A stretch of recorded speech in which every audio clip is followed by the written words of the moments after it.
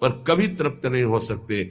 इसलिए ये जो पुरुष शरीर का आकर्षण विपरीत शरीरों के प्रति है, ये राक्षसी भाव है।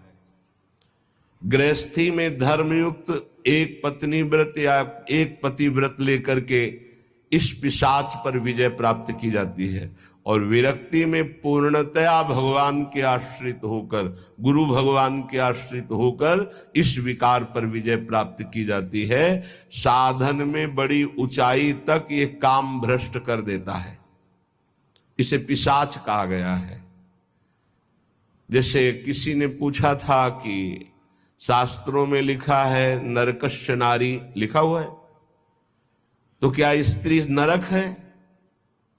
उसका अर्थ तुम कैसे जानोगे जब भजन नहीं करते? उसमें लिखा हुआ है कि जो तुम्हारी काम भावना स्त्री के प्रति गंदी है ना, तुम्हें नरक ले जाएगी। भगवान ने कहा है त्रिविधम नरकस्येदम द्वारम नाशन मात्मनः कामः क्रोधा तथा लोभा तस्मादेव त्रयम त्यजेत। तुम उनमें मां भाव, देवी भाव ये नहीं कर सकते हो, तुम उनमें भोग्य भाव करोगे तो नरक पहुंचोगे। ये लिखा है नरकस्य नारी।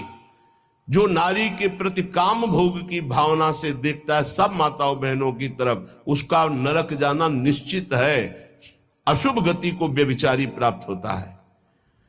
जो शास्त्रों की भाषा को नहीं समझते हो, शास्त्रों के प्रति अंगुली उठाने लगते, उसमें ऐसा लिखा है। ये बड़े बड़े देशभक्त, बड़े बड़े भगवत भक्त इन्हीं माताओं से प्रकट होते हैं। हमारे भाव को पिशाच कहा गया है। ये देखो, पिशाच चढ़ जाता है तो कैसा राक्षस होता है, कैसा व्यवहार कर